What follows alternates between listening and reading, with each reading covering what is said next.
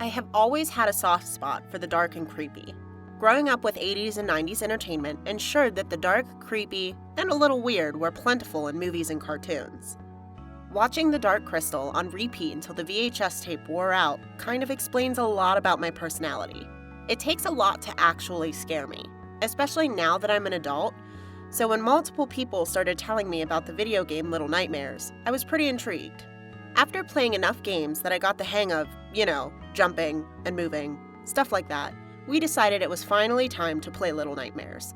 And while I still don't do too terribly great because of my own lack of skills, I have some thoughts after playing the game for about an hour. First, I absolutely love the aesthetic. The art is beautiful. The characters are a little off-putting, which is really great. The settings are very immersive and cool, and it's dark and unsettling. Everything is kind of old and run down, rusty or broken.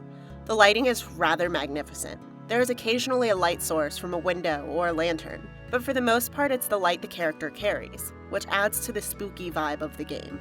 Things always look a little different when the shadows are cast from a singular light source. It is also really cool how things that aren't necessarily scary are put into the game to make it more unnerving. For example, the room with all of the children's toys. Kids' toys aren't always scary, but in the dark setting, the size difference compared to the playable characters, and the disheveled appearance makes it really creepy. Next is the music, or rather, the lack of music.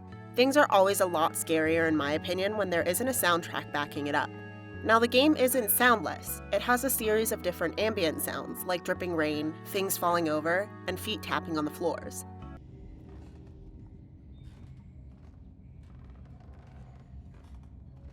You can also hear the interactions with the switches, lights, chains, and the heartbeat of the playable character.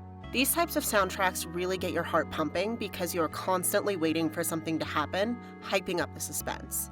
The real kicker with this game, though, is in the gameplay. There are some things that I really love, and some things I wasn't too fond of. But first, the good things. I adore how the game is like a side-scroller and an adventure game, kind of all mashed together. Like you need to move side-scroller style to get to the next location, but you can't really move back to the previous location at all, unless they want you to, of course.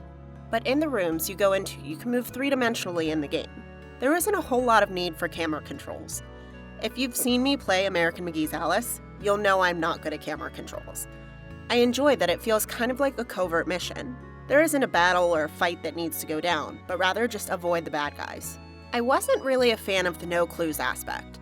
I can certainly see the appeal of that to a lot of players, but I honestly am not very good at all. So I get pretty frustrated not knowing what I need to do or really where I need to go next.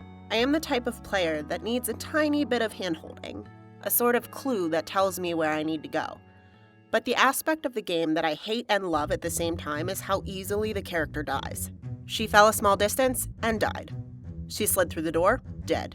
She fell 400 feet from a swinging safe, dead. I played as 6 and she died so many times in the short period of time that I played. The great thing about how often she dies, though, is that there are unlimited lives and tries for her to come back, and she comes back pretty close to where you died.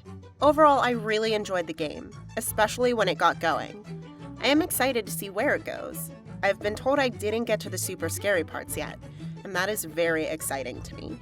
Thanks for watching. Don't forget to like and subscribe to Pupcorn. Toodles!